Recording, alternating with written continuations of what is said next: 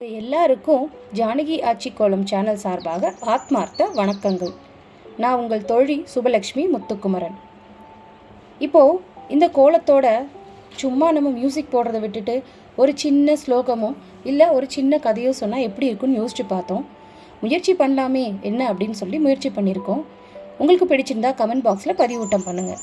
கோலத்தை ரசிக்கும் போது எங்களோட இந்த சின்ன முயற்சியும் எங்களை ஊக்கப்படுத்தி உற்சாகப்படுத்துங்க. வாங்க ஒரு சின்ன ஃபஸ்ட்டு தியான ஸ்லோகத்தோடு ஆரம்பிச்சுட்டு ஒரு கதையும் பார்க்கலாம். இது விநாயகரோட தியான ஸ்லோகம், எல்லாருக்கும் தெரிஞ்சதான். சுக்லாம் பரதரம் விஷ்ணு சசிவர்ணம் சதுர்புஜம் பிரசன்னவதனம் தியாயி சர்வ விக்னோப சாந்தையே.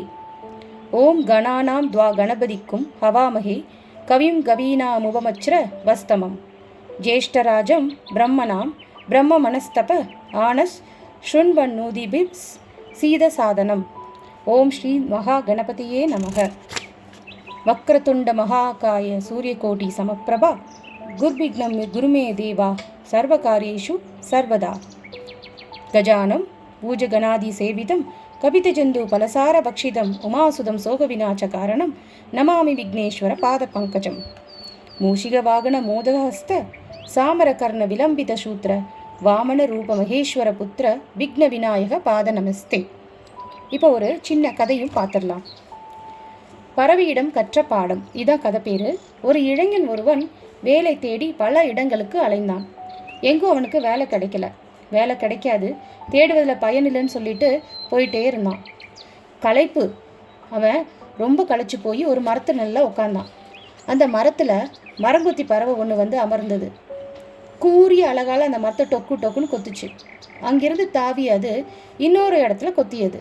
இப்படியே தொடர்ந்து பல இடங்களில் கொத்தி கொண்டிருந்தது. இதை பார்த்து அவன், மரங்கொத்தி பறவையே, உனக்கு அறிவில்லையா? உயிருள்ள மரம் இது, எங்கே கொத்தி தேடினாலும் உனக்கு உணவு கிடைக்காது.